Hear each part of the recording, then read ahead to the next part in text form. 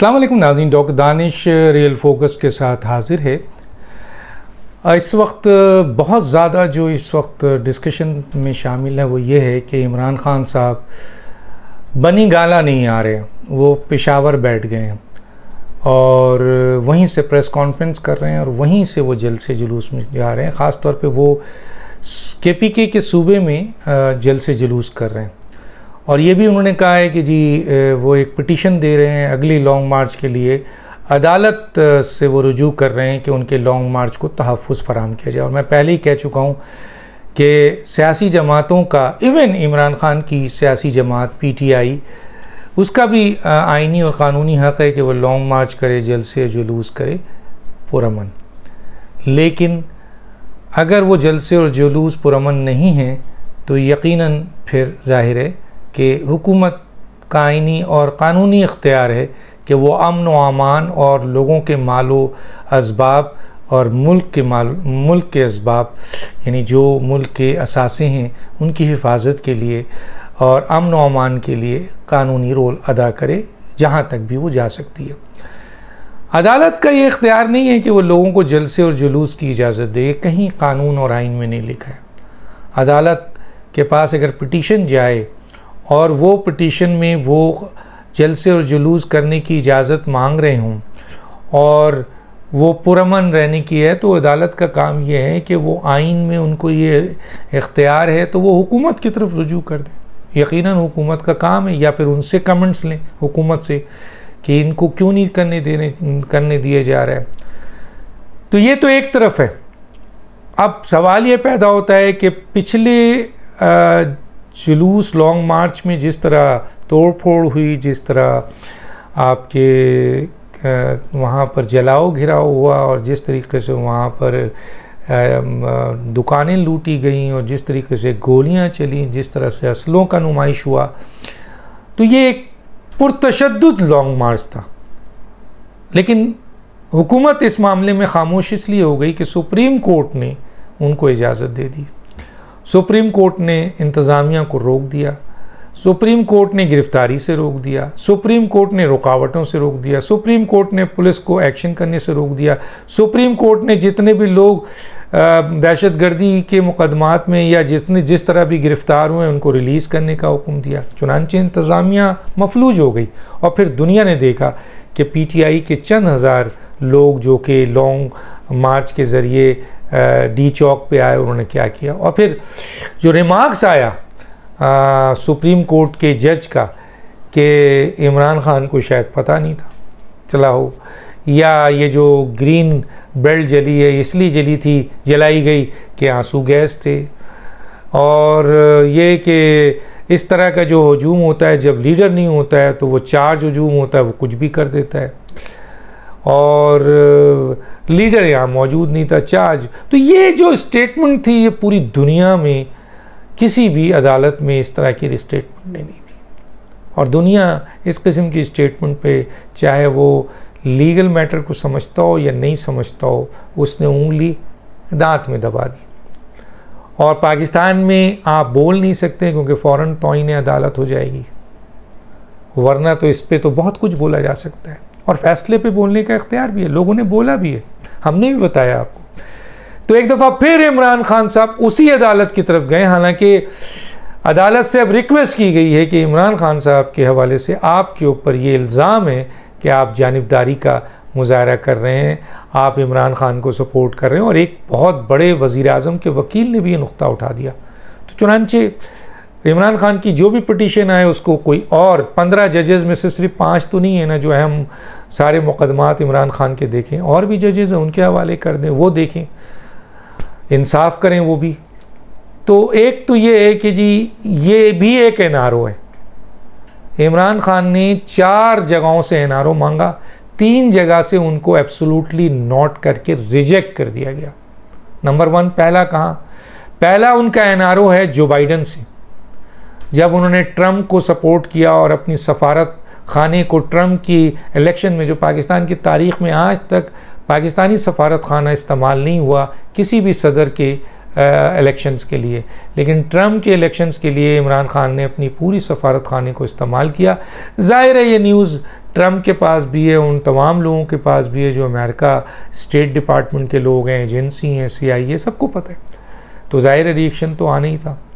तो चुनांचे इस बात के बाद ट्रम्प ने उनसे उनकी कॉल तो छोड़े, उनको फ़ोन करना या उनके साथ कोई बात करना गवारा नहीं किया। सारे मामला वो आर्मी चीफ से करते हैं। तो इस बुनियाद पे इमरान खान ने NRO मांगा, रिक्वेस्ट की, कॉल की उनको, लेकिन उन्होंने फ़ोन नहीं उठाया। और दो डॉक्टर, अमेरिकन डॉक्टर को उन्होंने रुजू किया। दोनों का ताल्लुक़ किसी न किसी तरीके से पाकिस्तान से है। जो बाइडन दोनों के अप्रोच में थे। एक जो डॉक्टर आसिफ है, जो हमारी इत्तलात है, वो कायदियानी है, वहाँ बहुत बड़ा एक कायदियानियों का सर्कल चला रहा है, जिससे इमरान खान साहब ने जो बाइडन के साथ मीटिंग के लिए रब्ता किया था। और वो यहाँ आए भी थे डॉक्टर आसिफ, सुना है हमने, ये हमारी इत्तलात हैं और इसकी तस्दीक कहीं ना कहीं से हुई है कि वो यहाँ आए और इमरान खान से बाज़ाब्ता मिले, और मिलने के बाद वो पैगाम लेके इमरान खान ने इनसे मदद, इनके ज़रिए जो बाइडन से NRO मांगा कि जी उनको एंट्री दी जाए, उनको दोबारा अमेरिका के साथ, अमेरिकन सदर के साथ मिलने का, मुलाकात का, एक डॉक्टर आसिफ के नाम से अमेरिका में जो कहा यह जाता है कि वो कायदियानियों का एक बहुत बड़ा ग्रोह है, उसके वो वहाँ रिप्रेजेंटेटिव हैं, ओहदेदार हैं, जिनसे मदद मांगी गई। ये एक इत्तला है। यहाँ एक अहम तरीन इदारे को हमने जब फ़ोन किया, हमने कहा हमारे पास ये न्यूज़ आई है, तो उसने भी ये कहा कि ये इसकी हम इंक्वायरी कर रहे हैं, हमारे पास भी ये रिपोर्ट आई है, पाकिस्तान के एक अहम तरीन इदारे ने। तो ये एक उन्होंने कोशिश की, एक NRO। दूसरा एक NRO पाकिस्तान निजात अमेरिकन आपके डॉक्टर हैं, मैं उनका नाम नहीं लेना चाहता, उनका नाम मेरे पास भी है, उनको भी रुजू किया क्योंकि जो बाइडन उनके पेशेंट थे और वहाँ उनका यहाँ पाकिस्तान के अंदर बड़ा हल्का अरबाब है, अहम तरीन लोगों से उनके ताल्लुकात हैं। इमरान खान ने उनका भी सहारा लिया और जो बाइडन से NRO करने के लिए रिक्वेस्ट की, इल्तिजा की डॉक्टर को, और उन डॉक्टर ने जो उनका इलाज करते थे जो बाइडन का, जब काफ़ी प्रेशर इमरान खान की तरफ से आया तो उन्होंने कहा ठीक है मैं बात करूंगा, और चुनांचे उन्होंने बात भी की, लेकिन जो बाइडन ने इनकार कर दिया कि वो किसी भी ऐसे शख्स से बात नहीं करना चाहते जिसकी क्रेडिबिलिटी ना हो, और पाकिस्तान के साथ अमेरिका के ताल्लुकात बेहतरीन हैं, और जो स्ट्रेटजिक पार्टनर है पाकिस्तान, उसके लिहाज से वहाँ के जो मुख्तदर इदारे हैं, आर्मी चीफ हैं, उनसे साथ हमारे मरासिम सही मना कर। ये पहला NRO मांगा जो एब्सोल्युटली नॉट करके रिजेक्ट कर दिया गया। दूसरा अभी रिसेंटली इन्होंने फ़ौज से मांगा, अफवाज पाकिस्तान से मांगा कि जो हमारी इत्तलात है कि जी आप इंटरफेयर करें, आप मामलात को दुरुस्त कर दें, आप ये चीज़ें इस तरह कर दें, आप हमारे इलेक्शन करवा दें, आप हमें एक्सेस दिलवा दें, आप ये सारा काम इमरान खान साहब ने अपने लोगों के ज़रिए वहाँ तक पहुँचाया। जो वो कह रहे थे ना कि मैंने उन लोगों के नंबर ब्लॉक कर दिए हैं, नहीं, उन लोगों ने, यानी अफवाज पाकिस्तान ने इनके नंबर ज़रूर ब्लॉक कर दिए हैं। ये इस बात की इंफॉर्मेशन हमें मिली, और इस बात की इंफॉर्मेशन भी मिली कि इमरान खान ने मुख्तलिफ ज़राए से और डायरेक्ट भी अप्रोच किया पाकिस्तान की अफवाज को कि वो किसी न किसी सूरत में उनको NRO दे और उनके मामलात को दुरुस्त करे, इलेक्शन दे, और हुकूमत पर प्रेशर डाल के इन मसाइल को हल करे जो हम चाहते हैं और जिस तरह चाहते हैं। लेकिन फ़ौज ने एब्सोल्युटली नॉट कहकर बंद कर दिया। यहाँ भी इनका गेम ख़त्म। तीसरी अप्रोच इन्होंने, रियाज़ मलिक अब तो आ गया सामने, रियाज़ मलिक इसकी तरदीद नहीं कर रहे, आसिफ जरदारी तरदीद नहीं कर रहे, इमरान खान तरदीद नहीं कर रहे, शाह महमूद कुरैशी तरदीद कर रहे हैं, शायद वो गिल तरदीद कर रहे हैं। कभी ऐसा हुआ है? चलें भाई, रियाज़ मलिक भी तरदीद कर दें, बल्कि इसकी इंक्वायरी हो जानी चाहिए।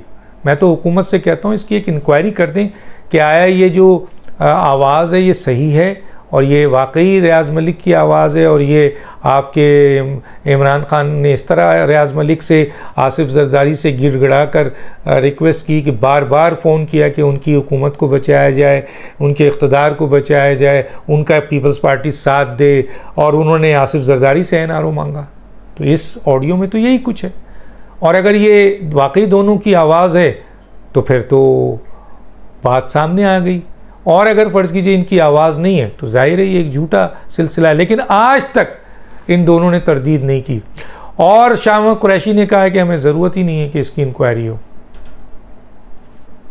गोया ये बात पहले भी ऑडियो आने से पहले हम तक पहुंच चुकी थी कि इमरान खान ने पीपल्स पार्टी से मदद मांगी है अदम एतमाद में। तो ये तीसरा एनआरओ था जिसको एब्सोल्युटली नॉट कह दिया गया। अब चौथा एनआरओ उन्होंने इन मौजूदा चीफ जस्टिस से मांग रहे हैं कि उनको किसी तरीके से रिलीफ दिया जाए। उनको रिलीफ तो मिला लॉन्ग मार्च में, जिसकी वजह से उनका वो फेस सेविंग की, उनको एग्जिट मिला, वरना तो वो बुरी तरीके से नाकाम हो चुके थे।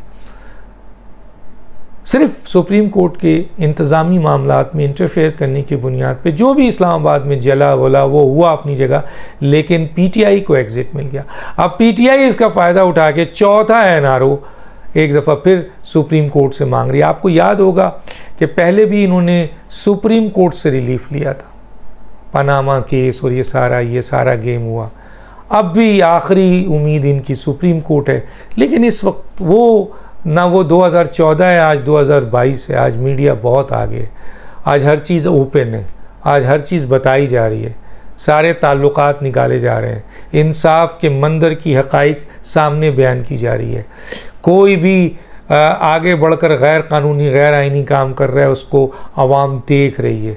तो चुनांचे ये चौथा एनआरओ है जो इमरान खान ने मांगना है, पिटीशन देनी है। अब देखना है कि आया मुल्क की ये सबसे बड़ी अदालत जिसमें मौजूदा चीफ जस्टिस और ये क्या ये वाकई एनआरओ फिर देते हैं, या इनका भी रवैया यही होगा कि एब्सोल्युटली नॉट, मुल्क के मफाद में जो हो, इंसाफ और कानून की बुनियाद पे जो फैसले हैं और जो जिसका इख्तियार है वो करे। हाँ, आपको कोई गज़ पहुँचती है और आइनी और क़ानूनी तौर पर आपको सुप्रीम कोर्ट में जो पिटीशन आप लाते हैं वो उस पर फैसले दिए जा सकते हैं जो मामलात सबूतों के साथ सामने आएंगे और ज़ाहिर उसमें हुकूमत का भी वर्जन दिया जाएगा।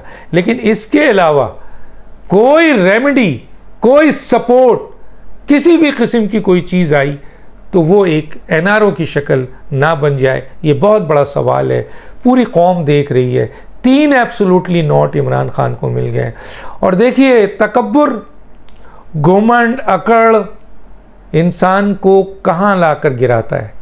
जो शख्स कल तक कहता था कि मैं किसी को एनआरओ नहीं दूंगा, ये लोग एनआरओ मांग रहे हैं, मैं इनको एनआरओ नहीं दूंगा, आज वो शख्स उन्हीं लोगों से जिनको एनआरओ नहीं देना था, आया वो मांग रहे थे, नहीं मांग रहे थे, एक इत्तला है कि सब झूठ बात थी।